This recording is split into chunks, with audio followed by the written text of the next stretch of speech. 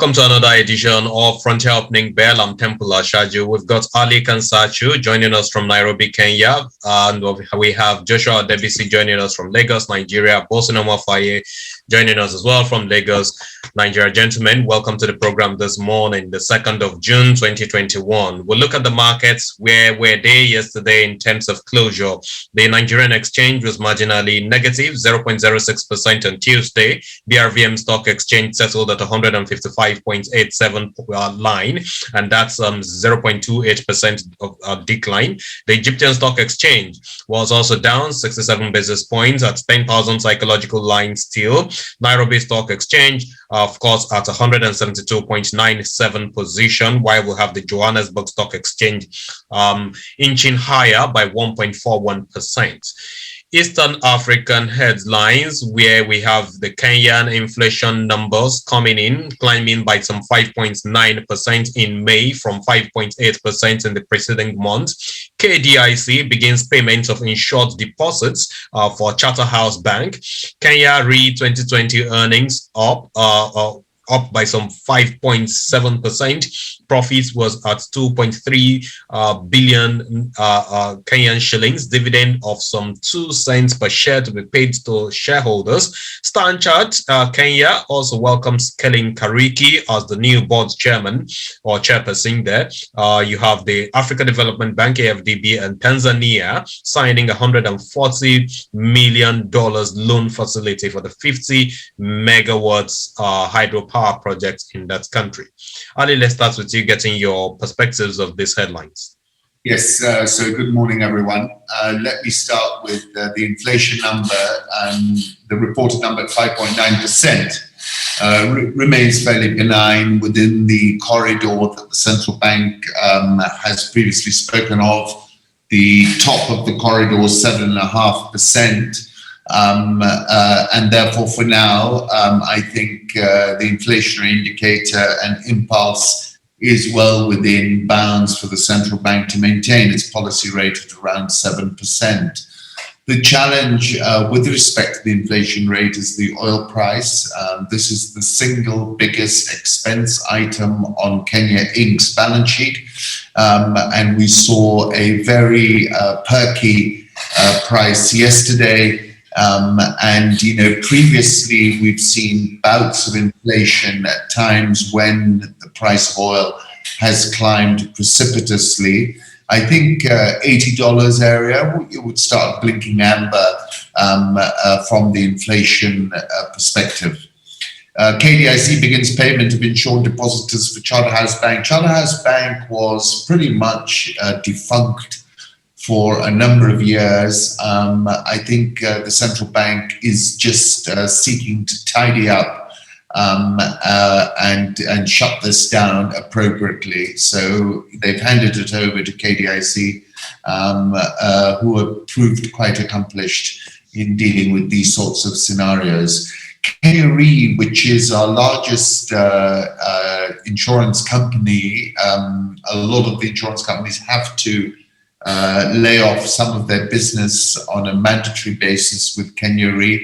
The results were delayed. There was a lot of concern in the market as to what those results were going to deliver. But I think essentially earnings have proven much better than market expectations, which had been lowered dramatically.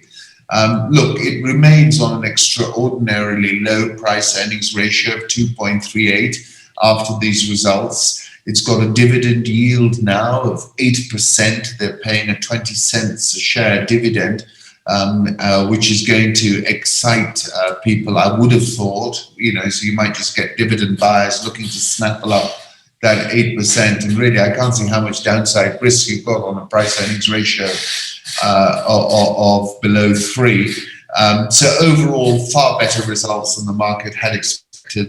Because they were concerned around the delay that was, you know, that had seen these results go past the due date. Standard Chartered rejigging the top at the chairman, Patrick Obarth, an oil and gas man, previously replaced with Kellen Kariuki, so freshening it up. Standard Chartered reported results last year, which were pretty soft, but seem to be on the recovery path this year and are making this big move into the mass market with mobile-based loans, which is a new one for Standard Chartered historically. AfDB Tanzania signing $140 million loan for the 50-megawatt hydropower project. I expect to see a great deal more of this type of thing, support coming in from the new president, who has shown a significant ability to speak to stakeholders and investors. Mr. Dangote was there a couple of days ago and was fulsome with his praise for her. And just listening to her, she seems to have a clear understanding of what investors want to hear. And it makes a significant difference from what was at times quite the adversarial approach that was taken by her predecessor. Thank you very much, Ali, for these contributions there. Bosun, you are always bullish on the AfDB. Let's have you speak to the significance of this funding facility for this power project in Tanzania. I'm always bullish on everything good about Africa, by the way. So when I see good things happen, when I see infrastructure projects of this nature, I'm always enthused because it brings us another one step closer to the ideal Africa that we need to have. Look, if we don't spend most of our time promoting ourselves, talking about the good things we're doing, and there's nobody else who's going to look. You won't find this news on top of the headline news on CNN or on Sky News or BBC or Al Jazeera. Give me a break. We need to promote these things. Tanzania, you're talking about 140 million US dollars. This is no cheap money. It's a whole lot of money by today's exchange rate, whichever currency you use to benchmark it. So 50 megawatts hydropower for Tanzania is going to be a whole lot. Look, we are going to work on intra-Africa trading CFTA. What is the backbone of it? It's the whole electricity, hydrogen, hydropower. That is a clean energy, by the way. That is part of the kind of projects that the AfDB wants to see support. We need similar support for Shiroro. We need similar support for the Mambila Plateau projects in Nigeria. We need a whole lot more of this kind of projects. You can't do poverty alleviation or poverty eradication without providing electricity at the least cost to the people, at least at a reasonable production cost that folks can afford. You can't grow your SMEs and cottage industries or light manufacturing if you don't have electricity. Thank you very much, Bosin, for that. Western African and Nigerian markets headlines now, where we give you updates, of course, on the ongoing OPEC meeting in Vienna, Austria. OPEC Plus holds existing production easing on tap in June, July, easing on tap in June, July, between now and next month. FBN Quest Nigeria's May Purchasing Managers Index dips to 51.1 reading versus 53 in the month of April. You have FlourMills in $300 million sugar production deal with Nasarawa State. Hares Holdings unveils Hares Insurance and Hares Life. Ghana warns against cryptocurrencies trading. And of course, Exxon Mobil pulls out of exploration activities in Ghana. Let me start with you, Joshua, on some of these headlines, beginning with the Purchasing Managers Index data of FBN that actually came in yesterday. It's usually published on the 1st of every month. Yeah, okay. So basically, unfortunately, this is a little bit of a worry, just simply due to the fact that the PMI has gone down month on month. I think right now what we really need is a positive direction for manufacturing and production in the country. And unfortunately, we're not sort of getting that right now. But to a very large extent, I think what I would say is there are a lot of issues currently on ground surrounding the economy, surrounding security, which are trickling into manufacturing and which are affecting economic output. And unfortunately, I haven't seen enough indication from the federal government that these issues are being addressed and are being addressed in a way that would reverse the trend currently. Because, we cannot afford for the country to basically slide backwards into negative growth or into a recession.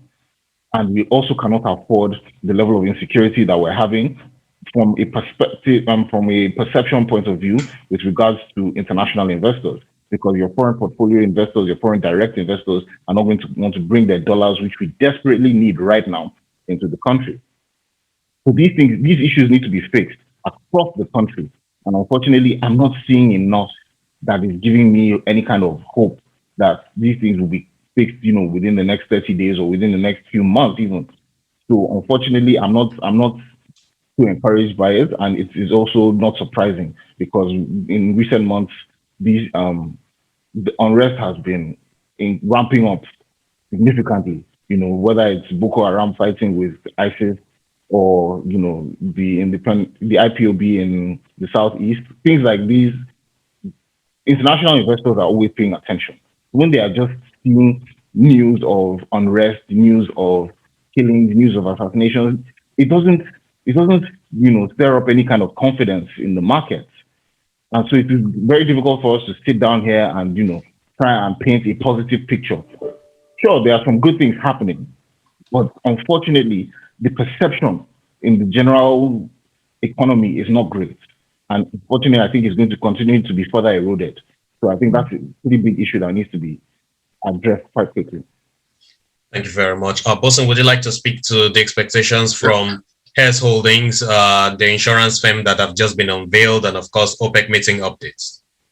Maybe I'll allow Ali to speak to OPEC decisions. Let me restrict myself to Nigeria a little bit on this with the issue around what Joshua is talking about, the little bit about the insecurity. Look, right now we are getting blocked in, and if we're not very careful, very soon all of us will become refugees, internally displaced persons within the country, because with the Boko Haram in northwest, northeast, the militants and the bandits now taking over the entire middle belt of the country. Then you now have IPOB raising its ugly head in the southeast. The only place right now is the southwest, where you don't have things popping up on a daily basis between Oyo, Ogun, Ekiti, Ondo, and Lagos State. That's the only part of the country right now. So 3/4 of Nigeria is now under very heavy daily bombardment, in a manner of speaking, and I think that should be very worrisome. 3/4 of the country right now is under very serious insecurity strain. So we need to keep that in mind. Every day we speak, 3/4 of the country is right now under siege, in a manner of speaking. Now we need to think about that. That is how that is in there. But look at how does that help companies like FlourMills, $300 million sugar production deal with Nasarawa government. We can have 1,000 or 100 of deals like this happening, but it's not going to happen because of the whole insecurity. So I agree with Joshua extensively that, look, if we get this PMI starting in the month of May, then your second quarter GDP, we are likely going to be looking for, we're looking at something negative. We are not very careful. If May PMI went down, if June goes the same way below 50, then our second quarter GDP is as good as gone. Look at the exchange rate already. 498 yesterday at the black market, at the private market. I'm sure it's around 50. Pound is at 700 to 700 naira to £1. That tells you how much in the water we are right now. So it makes no nonsense of the whole investment scenario around Nigeria, and I think we better get ourselves around it very quickly. Oh, by the way, the Ghanaians' warning on the cryptocurrency is trading is just out there for everyone to just take note. Thank you. Thank you, Bosun. Well, Ali, we've got you got the floor on OPEC story there. Yes, I think it was a pretty interesting performance from the oil price yesterday. Quite a surge. I think there's been a very bullish narrative building around the oil price. For some, people were concerned that the Iranian supply would dampen it down. But, if I'm looking at what the reports I'm seeing, it seems a lot of people are forecasting, at least another $10 pop in the price of oil. What confuses me, frankly, is it seems to me it's more a question of supply management, because demand, is still below levels which we were pertaining before the pandemic struck, wherever you care to look. I've got to say, OPEC seems to have done quite a good job on the demand side of managing it. So pretty impressive stuff. I think it's very supportive for a number of economies, as you guessed. So overall, the bias still seems higher. It's caught me a little bit by surprise. I thought this run ahead of itself, but this is a trend. I think I saw a report yesterday on Bloomberg, which was saying a lot of it is not just about the supply demand dynamics. It's also about inflation hedging and investors positioning for protection. And that just an incremental trade in that direction can of course support the prices quite dramatically. So I think that might have a role to play. Just to quickly touch on your Ghana story, it's incredible the level of coordination now between the central bank and regulatory authorities, whether it's in the US, whether it's in China, and now in Accra, in Abuja, and even in South Africa. I think there was a report recently. So it's pretty interesting, and therefore I would be a little bit cautious about being too aggressive with Bitcoin. What I find interesting here in Africa is how bullish people are about Bitcoin. We have real evangelicals on that score here. I think people have really been disappointed about investing in stocks and some other vanilla securities all along. So now that this one is coming on board, everyone wants to know what's in it, and that is what is really attracting a lot of retail investors to it. I think we need to do a whole lot, Tempo. I think we have a big problem here with the way we handle the economy, the youth, and the middle class. Yeah. You see, when you have a situation of this nature in which folks are not embracing manufacturing industry, they're not. Folks want to go for entrepreneurship, Temple. Let me make no mistake about it, young ones.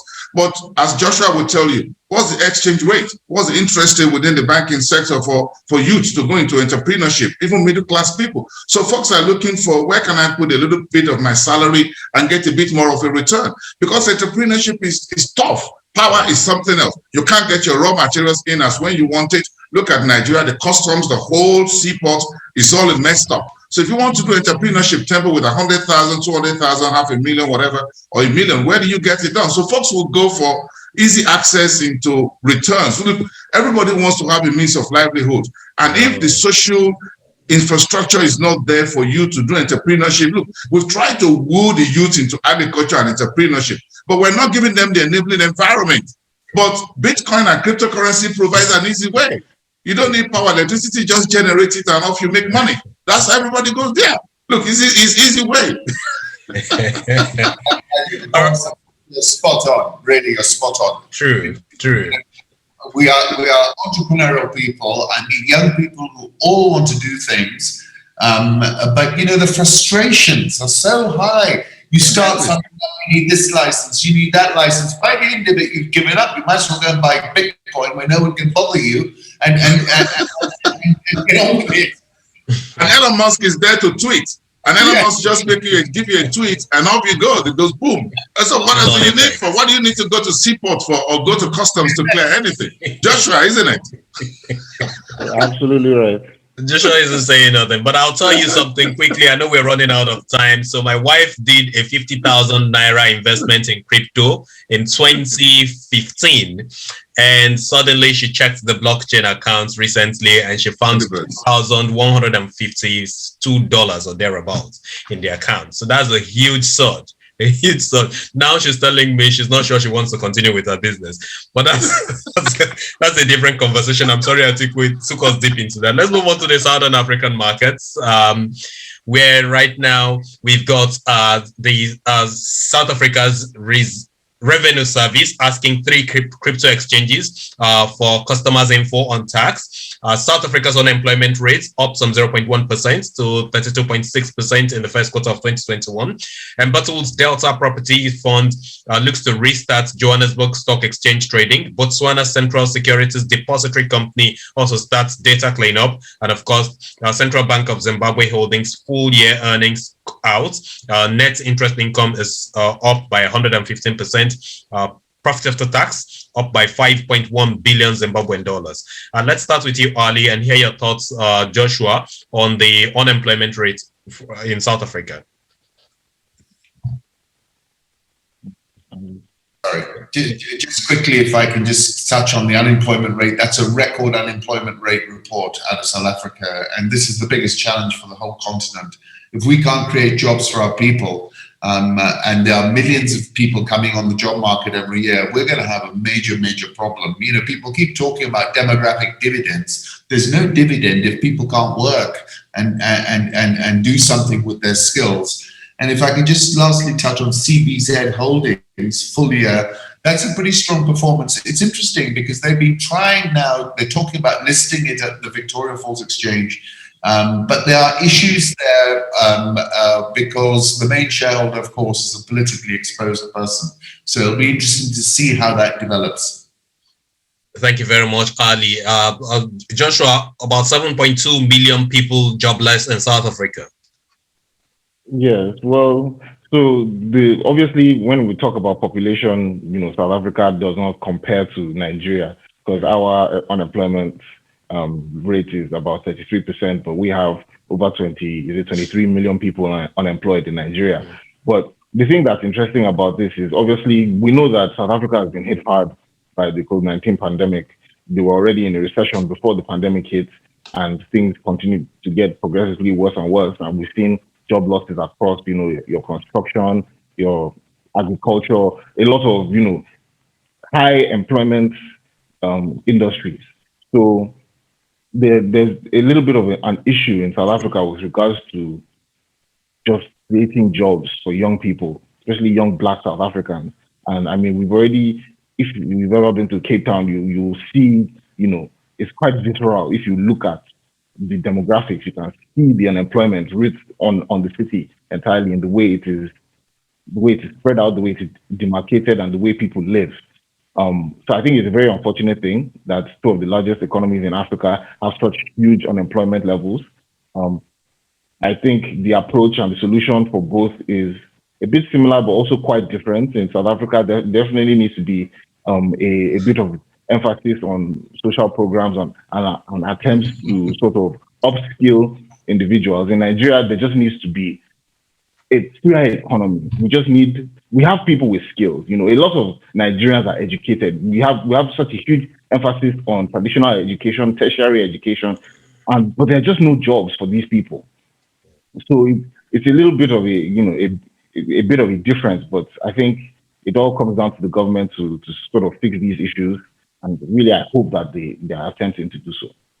Bosun, any comments before we go to Northern Africa? No, I know the SARS, the revenue folks are chasing every tax they can get right now. So maybe the $2,000 you talked about a while ago, they'll come to some tax. Thank God we're in Nigeria. Give a phone call to the FIRS.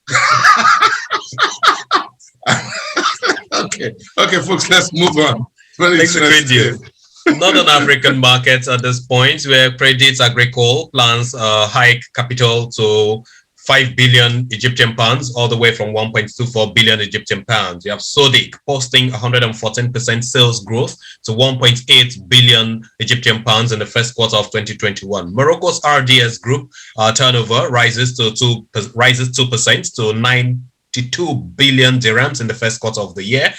Morente completes acquisition of factory for 190 million dirhams. A lot of funds in the northern part of Africa. Again, Ali, your thoughts before I hear that of Bosun, please.